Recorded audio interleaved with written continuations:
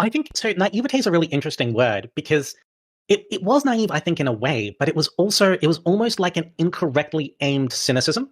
So if you look at this situation purely from like a rational perspective, you're like, okay, so you've got Putin who's sitting in Moscow. He is, according to some estimates, like the richest person on earth because he effectively sits atop a giant mafia organization that runs the world's largest petro gas sort of hydrocarbon state. That entire state is built around funneling money in every aspect of the country into the pockets of himself and the sort of pyramid that keeps him in power, keeps him and his cronies in power. It's making them phenomenally wealthy. They have no meaningful domestic opposition. They are phenomenally secure in their power. At least Putin is phenomenally secure in their power. They face no real external threats because they have a nuclear triad.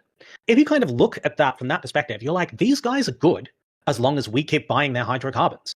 So as long as we don't challenge their regime stability, as long as we're not sort of actively kind of trying to remove them from power, we can do business with these guys. I don't think some people did, sure, some in Europe did, but I think most Europeans or Americans thought Putin was like a good guy.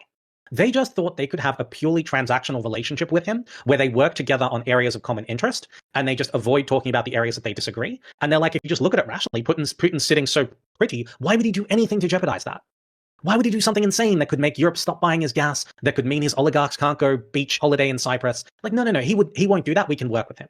Which isn't like, it's not a naive position in that they weren't assuming he was a better person than he is, but they did misread the fact that he wasn't viewing his situation in the same way, and his kind of yearning for this kind of imperialist legacy and his all-consuming paranoia was making him act in ways that didn't fit into their calculus. This is my sort of grand theory on US and European complacency. I think a lot of people people get very American-centric or whatever country they live in, where if a world event happens and there is a president during that time, it is ultimately that president's fault for not controlling it. And I think a lot of people kind of boil it down to very simple terms. This happened during this term, so therefore it is their fault. I think it was Twain that kind of described it more like when you lead a country, it's going down the